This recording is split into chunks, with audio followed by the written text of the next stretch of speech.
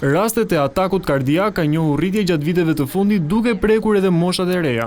Ata po prekin gjithnjë më shumë nga patologjitë kardiake për shkak se nuk kryejnë kontrolle të rregullta. Faktorët kryesorë që çojnë në atak kardiak sipas bluzave të bardha mbeten duhani, ushqimi i pashëndetshëm dhe tensioni i lartë i gjakut. Tek moshat e reja është më shumë prevencioni, pasi ato nuk bëjnë kontrolle të mjaftueshme ndoshta dhe presin deri në momentin e fundit kur arrin të ketë një problem. Do të ishte gjë e mirë që 40-50 vjeç të fillojnë me vizita, edhe thjesht e shkojnë shumë mirë, mund të jenë në gjendje shumë mirë shëndetësore, po të mjafton që të bëjnë një vizitë për të parë se çfarë niveli janë.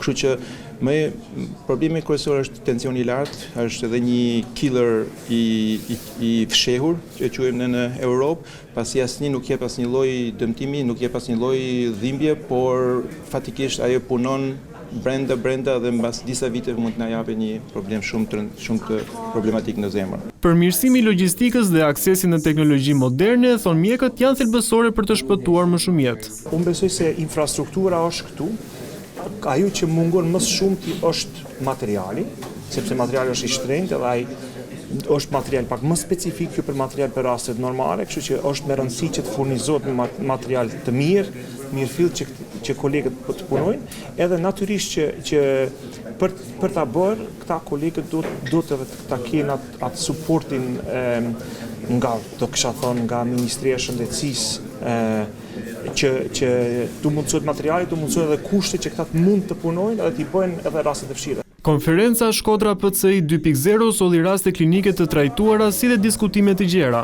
Mjekët apeluan për kontrolle të rregullta kardiologjike, veçanërisht tek personat me faktor rreziku, duke theksuar se zbulimi i hershëm mbetet mënyra më e sigurt për të parandaluar pasojat e rënda të atakut kardiak.